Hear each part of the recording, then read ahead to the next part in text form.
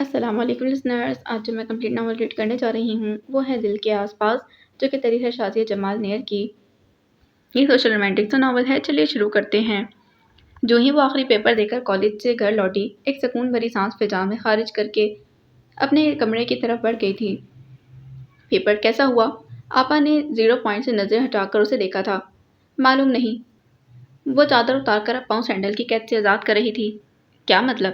Channel searching میں مصروف انہوں نے آئی برو جھکا کر پوچھا۔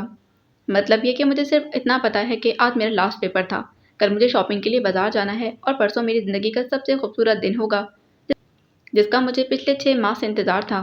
وہ حسب عادت پاؤں چلاتے اطمینان سے بولی۔ تم واقعی پرسوں گاؤں جا رہی ہو؟ افشی نے اسے حیرت سے دیکھا۔ تمہیں کوئی شک ہے؟ اس نے تکیے سے ٹیک لگا لی تھی۔ انادل، پہلے پیپر کی تھکن تو اتار لو، پھر آرام سے چلی جانا۔ گاؤں کہیں بھاگا تو نہیں جا رہا؟ آپا نے کھانے کی ٹرے اس کے سامنے رکھتے کہا۔ میری تھکن تو وہاں جاتے ہی اتر جائے گی، وہ نوالا توڑتے ہوئے اطمینان سے بولی۔ آپا اسے دیکھ کر رہ گئی تھیں۔ اگلے دن صبح ہی صبح اس نے بازار جانے کا شور مچا دیا تھا۔ اچھی طرح ناشتہ تو کر لو پہلے۔ امی کو اس کی ہر کام میں جلدی مچانے والی عادت سے بہت چڑ تھی۔ شاپنگ کے لیے وہ رات ہی ابو سے رقم لے چکی تھی۔ اب امی کی ہائی بائی کو نظر انداز کر کے افشی کا ہاتھ پکڑے جلدی سے باہر نکل آئی۔ دادی کے لیے سوٹ، جوتے، نوڈلز، سنیکس، پاستا، جیم وغیرہ ایک ایک کر کے سب کچھ خریدتی چلی گئی۔ اس کے بعد چاچی اور نور پھپھو کے لیے چیزیں خریدیں۔ البتہ 4 عدد کزنز کے لیے بھی وہ کوئی ایک چیز بھی نہ خرید سکی تھی، کیونکہ اسے اس طرح کی شاپنگ کا تجربہ نہیں تھا۔ 4 گھنٹوں کی مسلسل مشقت کے بعد افشی تو بری طرح تھک چکی تھی، لیکن اس کے جوش میں کوئی فرق نہیں آیا تھا۔ آپا کو سب چیزیں دکھانے کے بعد اب وہ پیکنگ میں مصروف تھی۔ تھکتی نہیں ہے یہ لڑکی، پتہ نہیں کون سے سیل فٹ ہیں اس کے اندر۔ سبزی کاٹتی آپا نے اس کی مسلسل چلتی زبان اور ہاتھ دیکھ کر افشی سے کہا تھا، جو بازار سے واپسی پر ہاتھ پاؤں چھوڑے چارپائی پر لیٹی ہوئی تھی۔ اس نے فون کر کے دادی کو اپنے آنے کی اطلاع دے دی تھی اور اسے یقین تھا کہ اس کی آمد کی شدت سے منتظر ہوں گی۔ امی، صبح مجھے جلدی جگا دیجیے گا، کہیں ایسا نہ ہو کہ پڑی سوتی ہی رہوں۔ اس نے بلا مبالغہ کوئی 10ویں بار ان کو یہ جملہ دہرایا تھا تو امی پوری طرح چڑھ گئیں۔ اوفو، سوگی تو جگاؤں گی نا، عجیب پاگل لڑکی ہے۔ امی کی بڑبڑاہٹ سن کر آپا اور افشی کے چہرے پر مسکراہٹ امڑ آئی، لیکن وہ برا مانے بغیر تکیے میں منہ گھسیٹ کر سونے کی کوشش کرنے لگی۔ ان کا بھائی گھر شہر سے کافی دور خانپور گاؤں میں تھا، جہاں زرتاج خاتون اپنے 2 بیٹوں اشفاق احمد اور آفاق احمد کے ساتھ شوہر کی وفات کے بعد برسوں سے مقیم تھیں۔ اشفاق احمد نے باپ کی وفات کے بعد زمین جائیداد وغیرہ کے تمام معاملات سنبھال لیے تھے، جبکہ آفاق احمد زمینداری سے شغف نہ رکھنے کی بنا پر شہر میں ملازمت کر رہے تھے۔ نور فاطمہ ان کی چھوٹی اور اکلوتی بہن تھیں۔ زرتاج خاتون نے مناسب وقت پر اپنے تینوں بچوں کی شادیاں کر دی تھیں۔ آفاق احمد کے لیے بیوی بچوں کے بغیر شہر میں اکیلے رہنا بہت مشکل ثابت ہو رہا تھا، چنانچہ وہ اپنی تینوں بیٹیوں مہرین، افشین اور انادل کو لے کر مستقل شہر شفٹ ہو گئے۔ ان کی بیوی صفیہ ایک باشعور خاتون تھیں، اس لیے بہت کم عرصہ میں وہاں کے ماحول میں خود کو ایڈجسٹ کر لیا تھا۔ اس تمام عرصہ میں ان کا گاؤں سے رابطہ برابر قائم رہا۔ زرتاج خاتون ضعیف العمری کے باعث سفر نہیں کر سکتی تھیں، اس لیے یہ لوگ عید، بقرعید اور دیگر تہواروں پر گاؤں ان سے ملنے چلے جاتے، لیکن انادل کا دل گاؤں میں اپنی دادی کے ہاں زیادہ لگتا تھا، اس لیے وہاں جانے کے لیے اکثر بے چین رہا کرتی، خاص طور پر دادی کا 6 کھڑکیوں والا بڑا سا کمرہ، جسے وہ بنگلہ کہا کرتی تھی، جس کی 4 کھڑکیاں باغ میں کھلتی اور جہاں رات کی رانی کی خوشبو سے دیوانہ کر دیتی تو دن کا راجک کی مہک بھی وہ اندر تک اتار لیتی تھی۔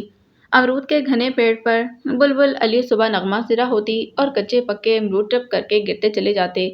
عصر کے وقت اپنے پیڑ پودوں کو پانی سے نہلاتی اور وہ انگور کی بیل میں چھپی کوئل کو ڈھونڈنے کی کوشش میں ہلکان ہو جاتی، نہ تو وہ ملتی، اور البتہ بیریز پر مستیاں کرتی گلہریاں اس کی نظر میں آ جاتی اور وہ گلاب کے پھولوں پر رقص کرتی رنگ برنگی تتلیاں مبہوت ہو کر دیکھا کرتی تھی۔ اسے اپنی دادی، ان کا 6 کھڑکیوں والا بنگلہ اور اس اقسام کے پیڑ پودوں سے بھرے سبز باغ سے بہت محبت تھی۔ صبح وہ امی کی آواز دینے سے پہلے ہی جاگ گئی تھی۔ وہ چھٹیاں ہمیشہ دادی کے پاس گاؤں جا کر گزارتی تھیں۔ دل، غزین بھائی آئے ہیں تمہیں لینے کے لیے، جلدی کرو اب، افشی نے دروازے سے جھانک کر اسے اطلاع پہنچائی تھی۔ اوف، غزین اشفاق، یعنی کہ ٹوٹل بور سفر۔ وہ گیلے بالوں کو کیچر میں مکید کرتی باہر آ گئی۔ غزین سے گاؤں اور اہل گاؤں کا حال سننے کے ساتھ ساتھ خاطر تواضع کا بھی برابر انتظام کیے جا رہی تھیں۔ چلیں، اسے دیکھ کر وہ اٹھ کھڑا ہوا۔ سنو، دعا کرنا میں بخیریت و عافیت اپنی منزل مقصود تک پہنچ جاؤں، کہیں ایسا نہ ہو کہ تمہیں اطلاع کہ تمہیں اطلاع ملے کہ آنسا نادل آفاق کی تو راستے میں ہی ٹائیں ٹائیں فش ہو گئی۔ وہ آہستہ سے افشی کے کان میں بولی تو وہ اسے ایک دھپ رسید کر کے ہنس پڑی تھی۔ بدتمیز، آپ کی جیب بہت خوبصورت ہے، وہ وہ گفتگو میں پہل کرتے ہوئے توصیفی لہجے میں بولی، کیونکہ موصوف تو جیسے جانتے نہیں پہچانتے نہیں کہ عملی تفسیر بنے، اس کے وجود سے یکسر لا علم ڈرائیونگ میں مگن تھے، جبکہ دل کے لیے زیادہ چپ رہنا محال تھا۔ جانتا ہوں، گمبھیر آواز میں جواب دے کر شاید اس کی اگلی 7 نسلوں پر احسان کیا تھا۔ وہ جل ہی گئی اس کے الفاظ اور انداز پر۔ مجھے بھی کیا ضرورت ہے بات کرنے کی؟ منہ موڑ کر باہر بھاگتے دوڑتے مناظر دیکھنے لگی اور جلد ہی اکتا گئی۔ آپ کا میوزک کلیکشن تو غضب کا ہے۔ راحت فتح علی خان کی سیڑھی دیکھتے ہوئے وہ اپنی بے عزتی فراموش کر چکی تھی۔ پوچھ رہی ہو یا بتا رہی ہو؟ اب کی بار وہ براہ راست اس کی جانب دیکھتے ہوئے بولا۔ جی۔ دل اس کے اس طرح دیکھنے اور پوچھنے پر گڑبڑا سی گئی تھی۔ جی، میوزک کلیکشن بہت غضب کا ہے۔ اگر تمہیں اچھا لگا ہے تو آئی ڈونٹ مائنڈ۔ ایسا پتھر توڑ لہجہ، یعنی اپنی حد میں رہو۔ وہ نہ بولنے کی قسم کھاتی آرام سے بیٹھ گئی تھی۔ اتنی دیر تک منہ بند رکھنا مشکل تھا، بات کرنے کے لیے نہ صحیح پر کچھ کھانے کے لیے تو کھولا جا ہی سکتا تھا۔ وہ چپس کا پیکٹ کھول کر مزے سے چپس کھانے لگی۔ گاڑی کی خاموش فضا میں کچر کچر کی آواز عظیم کو خوف میں مبتلا کر رہی تھی، لیکن انادل واقعی منہ بند کر کے نہیں بیٹھ سکتی تھی۔ جیسے ہی گاڑی لکڑی کے بڑے دروازے کے اندر داخل ہوئی، وہ کلانچے بھرتی ہوئی اندر کی جانب بھاگ گئی تھی۔ ارے میری پوتی آ گئی! وہ یہ مخصوص جملہ اس کے کانوں سے ٹکرایا تو وہ ان کی کھلی باہوں میں سما گئی تھی۔ ان کے گلے لگ کر ڈھیروں سکون اس کے اندر تک اتر آیا تھا۔ اس کی پیشانی اور ہاتھوں پر وہ بوسہ دینے لگی تو وہ دیر تک یہ محبت بھرا لمس محسوس کرتی رہی۔ وہ دیر تک اسے اپنے ساتھ لگائے ایک ایک کا حال پوچھتی رہی۔ راشدہ چاچی اس وقت سو رہی تھیں، حالانکہ یہ سونے کا وقت ہرگز نہیں تھا، لیکن چاچی پہلے کون سا کوئی کام وقت پر کرنے کی عادی تھیں۔ بھلا وہ سر جھٹک کر دادی کو ان کی شاپنگ دکھانے لگی۔ سفر کیسا گزرا؟ کھانے پر نور پھپھو کے پوچھنے پر دل تو چاہا کہ کہہ دے، اس اکڑو کے ساتھ سفر کیسا گزر سکتا ہے؟ یہ تو کوئی پاگل ہی اچھے طریقے سے بتا سکتا ہے، لیکن اکڑو سامنے ہی تو سر جھکائے کھانا کھانے میں مگن تھا، اس لیے صرف مسکرانے پر اکتفا کیا۔ موسم بہت اچھا ہو رہا تھا، اس لیے وہ باغ کی طرف چلی آئی۔ سب کچھ ویسا ہی تھا۔ وہ سفید خرگوش دیکھنے لگی جو ابھی اس کے سامنے سے بھاگتے ہوئے گئے تھے۔ گھر کے اندر قدم رکھتے ہی ہمیں پتہ چل گیا تھا کہ کسی چنچل حسینہ نے یہاں قدم رنجبا فرمایا ہے۔ حمزہ اور زین العابدین نے اسے دیکھ کر والہانہ جوش کا اظہار کیا تھا۔ میں تو سوچ سوچ کر پاگل ہونے لگا تھا کہ یہ پہاڑ جیسی چھٹیاں آخر گزریں گی کیسے، لیکن اللہ میاں نے ہماری ہر رات شب برات اور ہر دن عید بنانے کے لیے آپ کو یہاں بھیج دیا۔ حمزہ نے انگور توڑتے ہوئے اس کی جانب دیکھا۔ وہ بھی اپنے ان 2 چھوٹے کزنز کی کمپنی کو خوب انجوائے کرتی تھی۔ دونوں جڑواں تھے، شکلوں اور عادات میں بالکل ایک جیسے۔ سنو، اس وقت تمہارا وہ والا بھائی کہاں ہے جو سال میں صرف ایک بار مسکراتا ہے؟ وہ بالکل کا ٹھونکا ہوا کچا امرود گلیری کی طرف اچھالتے ہوئے رازداری سے پوچھنے لگی تو ان دونوں کی ہنسی چھوٹ گئی۔ کون؟ غزین بھائی؟ وہ اپنے دوست سے ملنے گئے ہیں، جواب زین العابدین نے دیا تھا۔ اچھا، تمہارے بھائی کا کوئی دوست بھی ہے؟ اسٹرینج، وہ مصنوعی حیرت سے بولی تھی۔ آہستہ بولیں، اگر امی نے سن لیا تو بھونچال آ جائے گا، کیونکہ وہ سال میں صرف ایک بار مسکرانے والے اپنے بیٹے کے خلاف کوئی بات سننا پسند نہیں کرتی۔ حمزہ نے اپنے تئیں بات بنائی تھی۔ وہ سامنے سے آتی راشدہ چاچی کو دیکھ کر خاموش ہو گئی۔ دن کے 12 بج چکے تھے اور کھانا پکانے کے ابھی دور دور تک کوئی آثار نظر نہیں آ رہے تھے۔ چاچی اپنے کمرے میں سوئی پڑی تھیں اور ان کے خراٹوں کی آواز باہر تک سنائی دے رہی تھی۔ بھوک کے مارے اس کے پیٹ میں چوہوں نے ادھم مچا دیا تھا۔ اپنے گھر میں بھی سب سے پہلے وہی بھوک بھوک کا شور مچاتی تھی۔ دل، تمہیں بھوک لگ رہی ہوگی، جاؤ اپنے لیے کچھ بنا لو۔ یہاں تو سب دیر سے کھانا کھانے کے عادی ہیں، ناشتہ جو دن چڑھے کرتے ہیں۔ اس نے شاید کے چہرے کے تاثرات بھانپے تھے۔ وہ سر ہلاتی اٹھ کھڑی ہوئی تھی۔ کون سی ڈش اچھی پکا لیتی ہو؟ نوڈلز، دادی کے پوچھنے پر شرارتاً جواب دیتی باہر نکل گئی تھی۔ چاچی بہت ساحل پسند تھیں، ہر کام بہت دیر سے اور اپنے موڈ کے مطابق کرنا پسند کرتی تھیں۔ شروع میں دادی کو ان کی ایسی عادات اکثر خوف میں مبتلا رکھتی تھیں، لیکن بہت جلد ہی ان پر آشکار ہو گیا کہ بہو ہی کچھ ایسی ہے، اس کا دل ہی ایسا ہے، لہٰذا ان کے حال پر چھوڑ دیا اور 4 بیٹے پیدا کرنے کے فخر میں مبتلا راشدہ چاچی کسی کی بھی بات پر کان دھرنا کب کا چھوڑ چکی تھیں۔ اشفاق چاچا بہت ملنگ ٹائپ انسان تھے۔ ان کی طرف راوی ہمیشہ چین ہی چین لکھتا تھا۔ امی پلیز جلدی سے کھانا۔ غزین کچن سے کھٹ پٹ کی آوازیں سن کر سیدھا ادھر ہی چلا آیا تھا، لیکن سامنے موجود ہستی کو دیکھ کر آدھی بات منہ میں ہی رہ گئی۔ چاچی کی شاید طبیعت ٹھیک نہیں ہے، اندر کمرے میں سو رہی ہیں۔ مجھ سے تو بھوک برداشت نہیں ہو رہی تھی، اس لیے میں نوڈلز بنا رہی ہوں، آپ کھائیں گے؟ جواب دینے کے ساتھ کھانے کی آفر بھی کر ڈالی۔ کیا گھر کے باقی افراد بھی آج نوڈلز ہی کھائیں گے؟ غزین اس کے سگڑاپے پر چوٹ کرتے ہوئے بولا۔ وہ مصروف تو یوں نظر آ رہی تھی گویا بریانی قورمہ بنا رہی ہو۔ دل نے لا علمی سے کندھے اچکا دیے تو وہ سر جھٹکتا باہر نکل گیا تھا۔ نہ تو نہ صحیح، وہ باؤل اٹھا کر دادی کے بنگلے نما کمرے میں چلی آئی تھی۔ مجھ سے نہیں کھائی جا رہی یہ شوربے والی نمکین ڈش۔ جب چوتھی بار بھی نوڈلز اپنے منہ تک لے جانے میں وہ ناکام ہوئی تو جھنجھلا کر چمچہ پٹک دیا۔ دل ہنستے ہوئے انہیں نوڈلز کھانے کا طریقہ سمجھانے لگی۔ میں تو خدا کا لاکھ لاکھ شکر ادا کرتی ہوں کہ اس نے مجھے بیٹی نہیں دی، ورنہ ہر دوسری عورت کی طرح ہی میں بھی رو رہی ہوتی۔ چاچی سبزی بنانے کے ساتھ ساتھ ہمسائی سے گفتگو بھی کر رہی تھیں۔ لیکن چاچی، بیٹیاں تو رحمت ہوتی ہیں۔ دل کو ان کے خیالات جان کر حقیقتاً افسوس ہوا تھا۔ کسی کسی کے لیے ہوتی ہوں گی، ہم نے تو اکثر کو ماں باپ کے لیے زحمت ہی بنتے دیکھا ہے۔ وہ دور سے آتی نور پھپھو کو دیکھ کر طنزیہ لہجے میں بولی تھی۔ اس نے گھبرا کر تسبیح پڑھتی دادی کو دیکھا تو وہ کڑا کر رہ گئی تھیں۔ پھپھو بہت آہستگی سے اپنے کمرے کی طرف گئیں۔ چاچی ان ہی باتوں نے انہیں اپنے کمرے تک محدود کر کے تنہائی پسند بنا دیا تھا۔ انہیں اپنے سسرال سے ناراض ہو کر میکے کی دہلیز پر بیٹھے ہوئے 1 سال ہونے کو آیا تھا۔ شادی سے پہلے گھر بھر کی لاڈلی ہوا کرتی تھی، کچھ تیکھے مزاج کی مالک تھیں، لیکن اس بھرے پورے سسرال میں ایڈجسٹ نہ ہو پائیں۔ اپنے شوہر فاروق سے محبت تو تھی، لیکن ان کی محبت کی خاطر بھی ان سے وابستہ رشتے نہ نبھا پائی تھیں۔ دادی کو اکلوتی بیٹی کا غم دل ہی دل میں کھائے جاتا تھا۔ وہ لبوں پر چپکے قفل چڑھائے کسی معجزے کی منتظر تھیں۔ کچھ کہہ سن کر انہیں خود سے بدظن نہیں کرنا چاہتی تھیں، کیونکہ بیٹی کی نازک مزاجی سے اچھی طرح واقف تھیں۔ دل آپا، جہاں تک ہمیں یاد پڑتا ہے تو 6 ماہ پہلے تک تو آپ بور ہرگز نہیں ہوا کرتی تھیں۔ وہ دونوں بیزار سی شکل بنائے اس کے سر پر پہنچ گئے تھے۔ کیا مطلب؟ مطلب یہ کہ باہر موسم دیکھیں کتنا پیارا ہو رہا ہے اور آپ بور لوگوں کی طرح اندر پڑی سڑ رہی ہیں۔ چھت پر چل کر کچھ موج مستی کرتے ہیں۔ زینب کا ہاتھ کھینچتا ہوا چھت پر لے گیا تھا۔ جانتی ہیں یہ جو سارا والا راجا ہے نا، اس نے ہماری کوئی 25 گڈیاں لوٹی ہیں۔ آج آپ نے اس کے گڈے پر وہ کاٹا مارنا ہے بس۔ حمزہ نے پتنگ کی ڈور اس کے ہاتھ میں تھمائی۔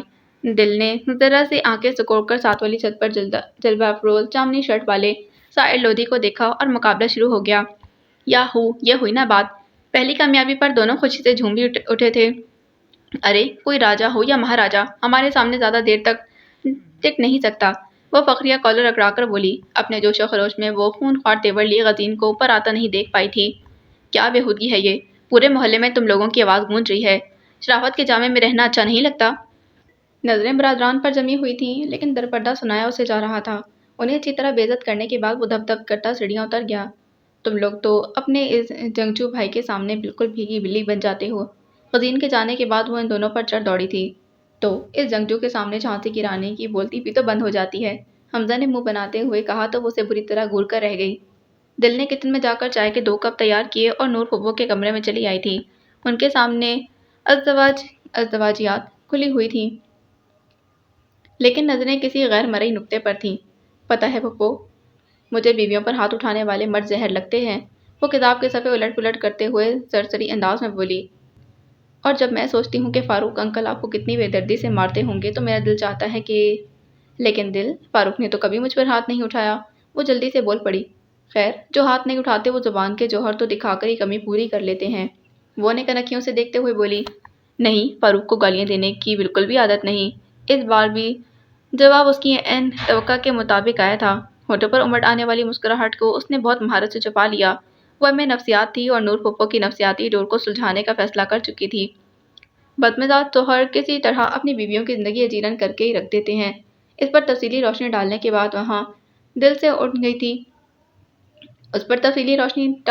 دل وہاں سے اٹھ گئی تھی، لیکن اس کی باتوں نے نور پھپھو کے ذہن میں سوچوں کا ایک نیا روزن کھول دیا تھا۔ آج چاچی راشدہ کے ثبوت نمبر 2 یعنی حیدر کو آنا تھا۔ وہ تعلیم کے سلسلہ میں مظفر گڑھ اپنے ننیال ٹھہرا ہوا تھا۔ BSc کے پیپرز دینے کے بعد وہ چھٹیوں میں گھر آ رہا تھا۔ چاچی مشین لگا کر میلے کپڑے دھونے کے ساتھ ساتھ بیٹے کی پسند کا کھانا بھی تیار کر رہی تھیں۔ وقت کافی گزر چکا تھا اور ان کے دونوں کام بوجہ ازلی سستی پائے تکمیل تک پہنچتے نظر نہیں آ رہے تھے۔ دل کھانا پکانے میں تو ان کی مدد نہیں کر سکتی تھی، البتہ گیلے کپڑے چھت پر پھیلانے کے لیے ان کے کہے بغیر ٹوکری اٹھا لی تھی۔ جو ہی وہ کپڑے تار پر پھیلا کر سیدھی ہوئی، ایک زوردار پتھر کمر پر آ لگا۔ اف! وہ دل بلا کر پیچھے مڑی۔ سامنے والی دیوار پر ساحل لودھی بتیسی کی نمائش کرتا دکھائی دے رہا تھا۔ اس نے جھک کر اس رکے کو اٹھا لیا تھا۔ دیکھ کر آواز مجھے پاس بلا لو اپنے۔ اب مزہ دور کے خاموش اشاروں میں نہیں، انتہائی خراب رائٹنگ میں لکھا گیا یہ شعر اسے سرتاپا سلگا گیا تھا۔ وہ خط مٹھی میں دبائے دو دو سیڑھیاں پھلانگتی نیچے اتر آئی اور دروازے کی طرف لپکی۔ دل کہاں جا رہی ہو بیٹا؟ دادی نے تسبیح روک کر اسے پوچھا۔ ابھی آئی دادی۔ وہ جھپاک سے باہر نکل گئی۔ راجا کی والدہ ماجدہ اپنی ساس کے ساتھ ہونے والے زبردست معرکے کے بعد اب ساگ کھکڑ سے نبرد آزما تھیں۔ ساگ پر چھری یوں چلائی جا رہی تھی گویا وہ ساگ نہیں ساس کی گردن ہو۔ خالہ جی، آپ کے بیٹے کی عمر کیا ہے؟ چھری ایک طرف رکھ کر آستین چڑھاتے ہوئے چہرے پر بکھری لٹوں والی اس لڑکی کو حیرت سے تکنے لگی تھیں۔ کیا مطلب ہے تیرا؟ مطلب یہ کہ اگر آپ کا کاکا خوبصورت لڑکیوں کو رکے لکھ لکھ کر بھیج رہا ہے تو اس کا مطلب ہے کہ آپ کا کاکا خیر سے جوان ہو گیا ہے۔ اب اس کی شادی کر دینی چاہیے ورنہ کوئی عقل کی اندھی اسے لے اڑے گی۔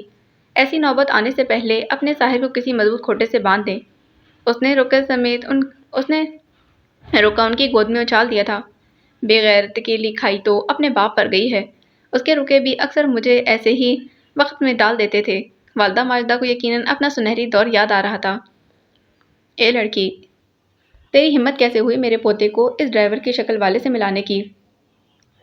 چلبل پانڈے دکھتا ہے میرا پوتا، اپنے دادا کی طرح۔ محترم کی دادی انتہائی جارحانہ تیور لیے کسی کمرے سے برآمد ہوئی تھیں۔ چہرے پر بہو سے ہونے والی جنگ میں شکست کے آثار صاف نظر آ رہے تھے۔ پڑوسی ملک کی فلم نگری سے ایسی باخبری دل اشش کر اٹھی تھی۔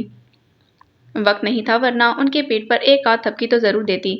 ارے آپا، آپ نے تو واقعی کمال کر دیا۔ راجا تو آج تک سینکڑوں روکے یہاں وہاں کی چھتوں پر پھینک کر ضائع کر چکا ہے لیکن کسی مائی کی لال پیلی نے اس کی ماں تک اس کے دلی جذبات پہنچانے کی ہمت نہیں کی اور آپ نے تو ایک ہی بار میں اس کا کام آسان کر دیا۔ وہ دونوں اس کے کارنامے پر سر دھن رہے تھے اور ان کے درمیان وہ گردن اکڑائے اپنی تعریفیں وصول کر رہی تھی۔ واش بیسن پر منہ پر پانی کے چھپاکے مارتے غزین کے ہونٹوں پر ہلکی سی مسکراہٹ دوڑ گئی تھی۔ مجھے معلوم نہیں تھا کہ آپ یہاں آئی ہوئی ہیں ورنہ آپ کے لیے بھی گفٹ ضرور لاتا۔ حیدر کے مادت خواہانہ لہجے پر وہ مسکراتے ہوئے بولی۔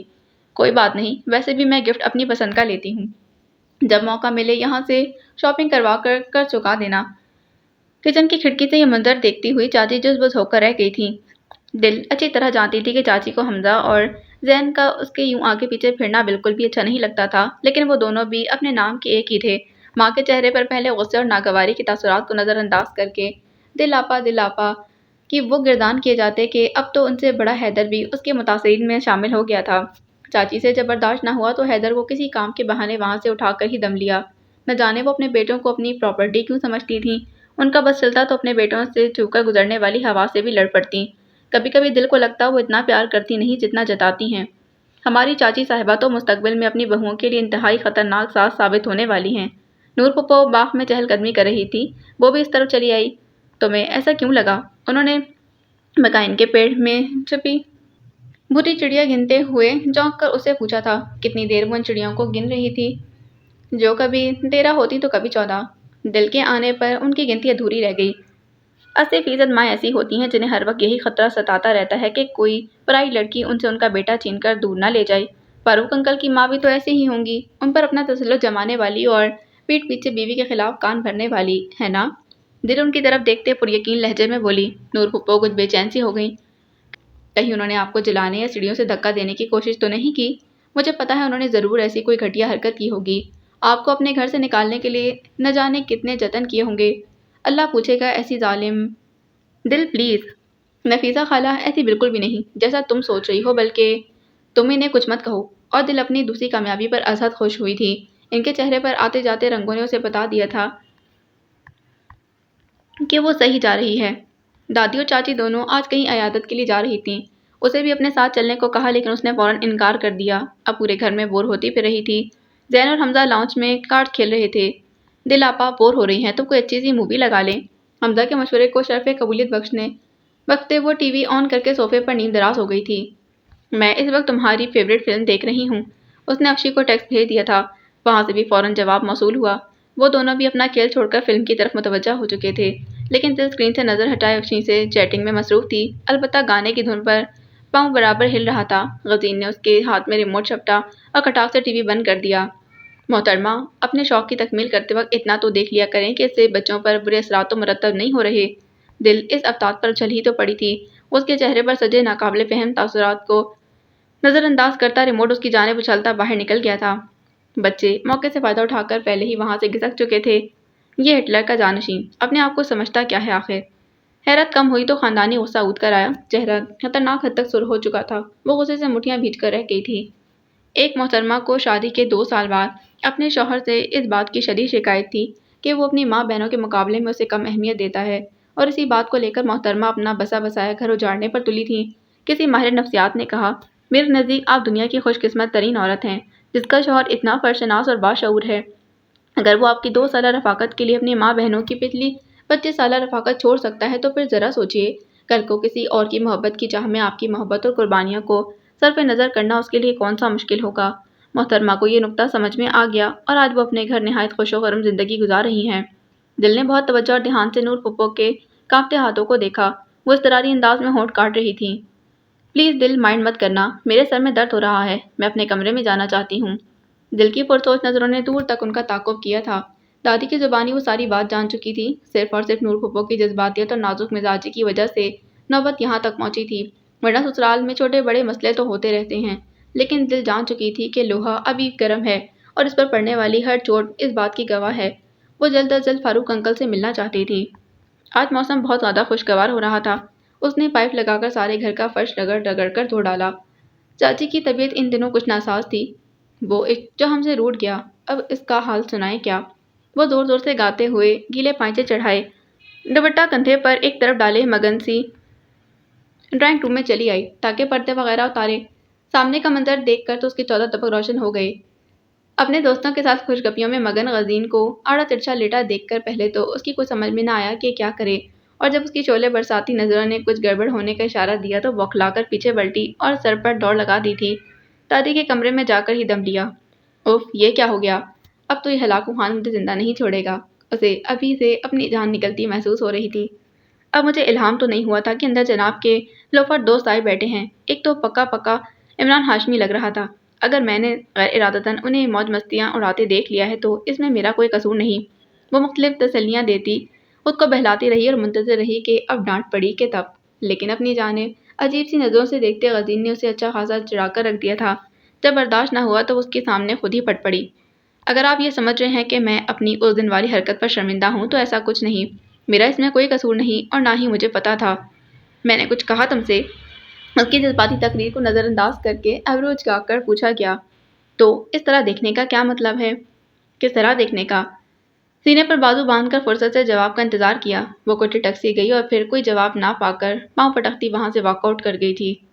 اس بار حیدر واپس آیا تو اس کے ساتھ بڑی خالہ کی روزینہ بھی تھی۔ چاچی اپنی بھانجی کے سامنے بچی بچی جا رہی تھیں۔ انہوں نے غزین کے لیے روزینہ کا سوچا ہوا تھا اور اب اس کی یہاں آمد بھی اسی مقصد کا ہی شاخسانہ تھی۔ ماڈرنزم کا چلتا پھرتا شاہکار اپنے تراشیدہ بالوں کو ایک ادا سے جھٹکتی وہ ناک چڑھا کر گفتگو کرتی۔ روزی اسے بالکل بھی اچھی نہیں لگی تھی۔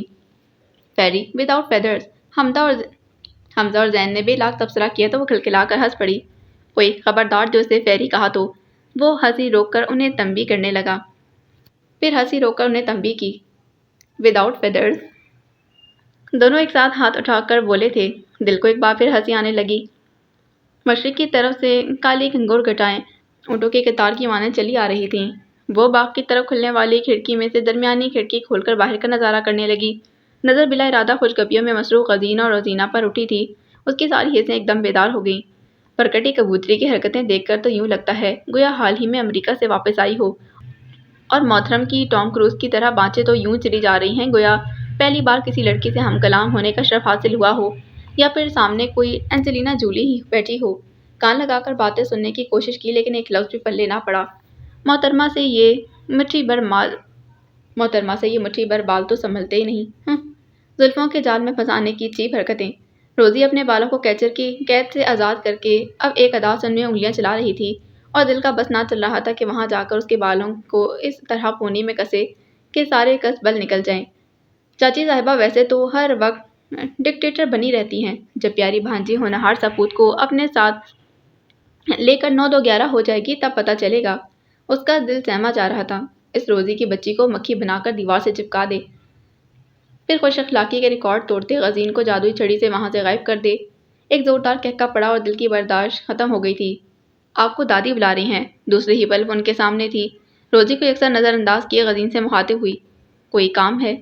یقیناً۔ غزین کے ہونٹوں پر پھیلتی معنی خیز مسکراہٹ کو نظر انداز کر کے وہ ڈھیٹ بنی، اس کے سر پر سوار کھڑی رہی اور غزین کے وہاں سے اٹھ کر جانے کے بعد اس نے روزینہ کے بگڑے تیوروں پر فاتحانہ نظر ڈالی اور خوشی خوشی واپس لوٹ گئی تھی۔ البتہ وہ دیر تک اس کی وجہ جاننے سے قاصر رہی تھی اور اگلے روز غزین نے بہت حیرت سے اسے فاروق انڈسٹری سے باہر نکلتے ہوئے دیکھا۔ کیا خدا، کتنے روپ ہیں اس لڑکی کے! اس سے پہلے کہ اسے آواز دیتا وہ پہلے ہی رکشے کو روک کر اس کے اندر بیٹھ چکی تھی۔ آپا کا فون آیا تھا۔ وہ سب اس کے لیے بہت اداس ہو رہی تھیں، خاص طور پر امی۔ جتنا اس کی حرکتوں سے چڑھتی تھیں اتنا ہی اس کے بغیر سارے گھر میں بلائی بلائی پھرتی رہتیں۔ آپا اور افشی کے رشتے بڑے ماموں کے بیٹوں سے طے تھے اور اب گھر میں ان کی شادی کی تیاریاں زور و شور سے ہو رہی تھیں۔ بہت جلد گھر واپس آنے کی یقین دہانی کروا کر اس نے فون بند کر دیا۔ دادی تو اس کے جانے کا سن کر ہی اداس ہو گئی تھیں۔ انہیں اپنی اس نٹکھٹ پوتی سے خاص لگاؤ تھا۔ زیادہ افسردہ ہونے کی ضرورت نہیں ہے۔ جب بھی یاد کریں گی اسی وقت حاضر ہو جاؤں گی، بلکہ میرا تو دل چاہتا ہے کہ ہمیشہ کے لیے آپ کے پاس ہی رہ جاؤں۔ دل ان کے گلے میں باہیں ڈالتے ہوئے لاڈ سے بولی۔ دل تو میرا بھی یہی چاہتا ہے۔ وہ ایک آہ بھر کر رہ گئی۔ حمزہ اور زین نہ جانے کس بحث میں الجھے ہوئے تھے۔ اچھا دلاپا، آپ بتائیں غزین بھائی کی آنکھیں کس سے ملتی ہیں؟ فواد عالم سے، سر اٹھائے بغیر صورت سے جواب دیا۔ روزینہ کے ساتھ باتوں میں مصروف غزین نے چونک کر اس کی جانب دیکھا۔ وہ اب فیشن میگزین پر جھکی ہوئی تھی۔ غزین کی بے توجہی محسوس کر کے روزینہ منہ بناتی وہاں سے اٹھ گئی تھی۔ چاچی کے لیے لاڈلی بھانجی کے تیور خاصی پریشانی کا باعث بنے ہوئے تھے۔ ایک دن اخبار کے مطالعے میں مگن غزین کو جا لیا۔ غزین بیٹا، روزینہ کو کہیں گھما کر لاؤ، بیچاری جب سے آئی ہے گھر میں قید ہو کر رہ گئی ہے۔ حمزہ اور زین کے کان کھڑے ہو گئے اور غزین کو جانے کے لیے آمادہ دیکھ کر چھت کی طرف دوڑے، جہاں دل منڈیر پر کبوتروں کے کٹورے پانی سے بھر رہی تھی۔ دلاپا، جلدی سے نیچے آئیں، غزین بھائی ہم سب کو آؤٹنگ کے لیے لے جا رہے ہیں، حمزہ نے پھولی ہوئی سانسوں سے کہا۔ انہوں نے کہا ہے اپنے دل آپا کو بھی بلا کر لاؤ، زین نے جلدی سے بات مکمل کی۔ تمہارے بھائی کے پیروں میں مہندی لگی ہوئی ہے، خود کہنے نہیں آ سکتے تھے؟ وہ ریلنگ پر قدرے جھک کر جوش لہجے میں بولی۔ سبز رنگ کے لباس میں نکری نکری روزینہ غزین کے پہلو سے چپکی جانے کے لیے بالکل تیار کھڑی تھی۔ ہائے، پیروں میں مہندی والی اصطلاح سن کر دونوں ہونک ہو گئے تھے۔ کچھ نہیں، تم لوگ جاؤ، میری طبیعت ٹھیک نہیں۔ اب کی بار لہجہ کچھ بہتر تھا۔ اور خبردار جو میری وجہ سے اپنا پروگرام خراب کیا تو۔ انہیں کچھ کھیلنے کے لیے منہ کھولتا دیکھ وہ جلدی سے رپٹ کر بولی۔ دونوں اترے چہروں کے ساتھ سیڑھیاں اتر گئے تھے۔ دلاپا کے بغیر بھلا انہیں کہاں مزہ آتا تھا؟ بھانجی صاحبہ کا تو بہت خیال رکھا جا رہا ہے، اور میں جو اتنے دنوں سے آئی ہوئی ہوں، حلق میں آنسوں کا گولا سا اٹک گیا تھا، اور مجھے اتنا افسوس کس خوشی میں ہو رہا ہے، میری طرف سے دونوں جائیں جہنم میں۔ وہ بری طرح خود سے چڑ گئی تھی۔ ڈوبتے سورج کی زرد کرنوں پر نظر جمائے دیر تک وہ اپنے آپ سے الجھتی رہی۔ گٹر کرتے کبوتر ایک ایک کر کے منڈیر پر بیٹھنے لگے تو وہ سر جھٹک کر نیچے اتر آئی تھی۔ اپنے دل کی کیفیت خود اس کے لیے خاصی پریشانی کا سبب بنی ہوئی تھی۔ دادی، آپ کے سر میں مالش کر دوں؟ وہ تیل کی کٹوری اٹھائے ان کے قریب بیٹھ گئی۔ تم کیوں نہیں گئیں ان لوگوں کے ساتھ؟ انہوں نے بغور اس کا چہرہ دیکھا۔ دل نہیں چاہ رہا تھا۔ آواز میں نمی گھل گئی تھی۔ وہ دیر تک یوں ہی بے مقصد یہاں سے وہاں چکراتی رہی، آخر تنگ آ کر دادی کے پلنگ پر ان کے پاس ہی لیٹ گئی اور بازو آنکھوں پر رکھ لیا۔ دلاپا، سو گئی کیا؟ ہم آپ کے لیے آئس کریم پیک کروا کر لائے تھے۔ دونوں آگے پیچھے اندر داخل ہوئے۔ فریج میں رکھ دو، ابھی میرا کھانے کا موڈ نہیں، بازو ہٹائے بغیر بولی۔ نہیں نا، ابھی کھا لیں، بعد میں خراب ہو جائے گی۔ وہ جاتے جاتے تاکید کرنا نہیں بھولے، اور ان کے جانے کے بعد اس نے ساری آئس کریم ڈسٹ بن میں پھینک دی تھی۔ تمہاری لائی ہوئی آئس کریم میں کھاؤں گی۔ اس نے سختی سے آنکھیں رگڑی۔ میں فاروق انکل سے ملی تھی۔ نور پھپھو نے ٹھٹک کر اس کی سمت دیکھا۔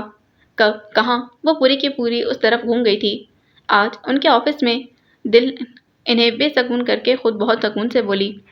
کیا کہا انہوں نے؟ وہ سراسیمہ ہو کر پوچھ رہی تھی۔ انہیں کیا کہنا تھا، الٹا میں نے ان کی طبیعت صاف کر ڈالی۔ خدا کے لیے دل، مجھے بتاؤ تم نے ان سے کیا کہا ہے؟ وہ اسے جھنجھوڑتے ہوئے چیخ اٹھی تھیں۔ میں نے ان سے کہا ہے کہ اگر انہیں آپ کو اپنے گھر میں بسانا نہیں تو آپ سے شادی کیوں کی، اور وہ ان کے گھر والے اگر آپ کو خوش نہیں رکھ سکتے تو آپ کو چھوڑ کیوں نہیں دیتے، آپ کو طلاق۔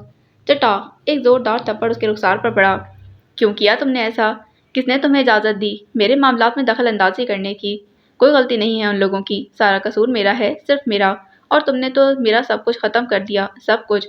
وہ روتے روتے بے دم سی ہو کر بستر پر گر گئی تھیں اور سر دونوں ہاتھوں میں تھام لیا۔ دل نے اپنے جلتے ہوئے رخسار کو سہلایا اور دروازے میں ہنستے ہوئے وہ فاروق کو اندر آنے کا اشارہ کرتی خود باہر نکل گئی تھی۔ اور انہوں نے ایک جھٹکے سے سر اوپر اٹھایا۔ پلیز بس کرو، چلو میں تمہیں لینے آیا ہوں۔ वो नरमी से बोलते अंदर आ गए थे। फारूक, मुझे माफ़ कर दें प्लीज़, मैं बहुत बुरी हूँ, बहुत बुरी। वो उसके कंधे पर सर रखकर सिसक पड़ी थी। फारूक ने बहुत नरमी से उनके सारे आंसू अपनी पोरों पर चुने। शुक्रिया अच्छी लड़की, उन्होंने जाते हुए गर्मजोशी से दिल का हाथ दबाया था। शायद मैं ज़िंदगी में कभी तुम्हारा ये एहसान चुका पाऊँ। नूर पप्पो ने बेसाख्ता उसके सुर्ख रुसाब पर प्यार किया जिस पर अभी तक उनकी उंगलियों के निशान सब थे। बाज़ औक़ात बड़ों को राह दिखाने के लिए छोटों को आगे बढ़ना पड़ता है। दादी की बूढ़ी आंखें तशक्कुर और खुशी के आंसू से लबरेज थीं। उन्होंने कुछ कहने के लिए लब खोले, लेकिन दिल ने उनके होठों पर उंगली रखकर अपने बाजों के घेरे में ले लिया। चाची ने आज उसे बहुत अलग अंदाज में देखा था। राहत चाची के लिए अपनी टांगों पर खड़े रहना महाल हो गया था। वो दम्बा खुद से रिसीवर से उभरती आवाज़ सुनती रहीं और बगैर कुछ कहे बेजान हाथों से रिसीवर क्रैडल पर डाल दिया था। ऐसा तो उन्होंने ख्वाब में भी नहीं सोचा था। रोजीना वापस चली गई थी। उसने गजीन के साथ शादी करने से इनकार कर दिया था। वजह इससे भी ज़्यादा तकलीफ दे थी। उसका कहना था कि वो किसी ऐसे शख्स से शादी नहीं कर सकती जिसकी माँ उसके लिए हद से ज़्यादा टची हो। वो अपने बेटे की तवज्जो और मोहब्बत में किसी की शराकत बर्दाश्त नहीं कर सकती। तो फिर वो शादी के बाद उसे अपनी बीवी का कैसे होने देंगी। उनकी सगी भांजी जो आईना उनके सामने रख गई थी तो वो अपनी सूरत देखना मुश्किल हो गया। हमारा गैर मुतवाज़िन रवैया दूसरों की ज़िंदगियों पर असरअंदाज होकर किस किस तरह उनके सोचने के अंदाज को बदल देता है। हम ये सब सोचने का अमूमन तरद्दुद नहीं करते, बल्कि अपनी फितरत और आदत पर महमूल करके खुद को बरी ज़िम्मा करार देने की कोशिश करते हैं। जब वो सगी भांजी होकर ऐसा सोच सकती है तो कोई दूसरी क्यों कर पाएगी। आज वो पहली बार खुद एहतसाबी के अमल से गुजर रही थीं और उनकी सोच का जुगनू उन्हें नई राह दिखा रहा था जो बहुत रोशन और साफ थी। दिल की छुट्टियां ख़त्म हो गईं और आज उसे अपने घर चले जाना था। वो बहुत बुझे दिल के साथ अपना सामान बैग में ठूंसती जा रही थी। आंखें बरसने को बेताब थीं, लेकिन वो पलकें झपक झपक कर आंसू रोकने की कोशिश कर रही थी। जो रात उस पर आया हुआ था वो उसके लिए किसी धचके से कम नहीं था। इस बार दादी उसके वापस जाने पर ना तो अफसरदा थीं और ना ही उदास, बल्कि एक मुबहिम सी मुस्कुराहट ने उनके चेहरे का अहाता किया हुआ था। और ये बात दिल के लिए निहायत अचंभे का बाइस थी। कोई ज़रूरत नहीं इतने सुबह सवेरे खाली पेट रवाना होने की। मैंने गज़ीन से कह दिया है कि दोपहर का खाना खाकर जाना तुम लोग। और जहाँ चाची की अचानक उमड़ आने वाली मोहब्बत ने उसे हैरान परेशान कर दिया था, वहाँ हमजा और ज़ैन के मायने खेज बातें और इशारे उसे किसी गड़बड़ का सिग्नल दे रहे थे, लेकिन वो कोई भी सिरा पकड़ने में नाकाम रही थी। वो बहुत बोझल दिल के साथ गज़ीन की जेब में आ बैठी थी। दादी, चाची, हमजा और ज़ैन देर तक दरवाजे पर खड़े उसे हाथ हिला हिलाकर अलविदा कहते रहे थे। ये सब मेरे जाने पर इतना खुश क्यों हो रहे हैं? शायद तंग आ गए थे मुझसे। वो आंसू रोकने की कोशिश में सुर्ख चेहरा लिए बाहर भागते दौड़ते मनाजिर देख रही थी। सुनो, मैं हर 6 माह बाद अंजाम दी जाने वाली इस पिक एंड ड्रॉप ड्यूटी से तंग आ गया हूँ, इसलिए मैंने फैसला कर लिया है कि वो बीकी आंखों से उसे देखने लगी। बस यही तीर रहता था अभी तरकश में।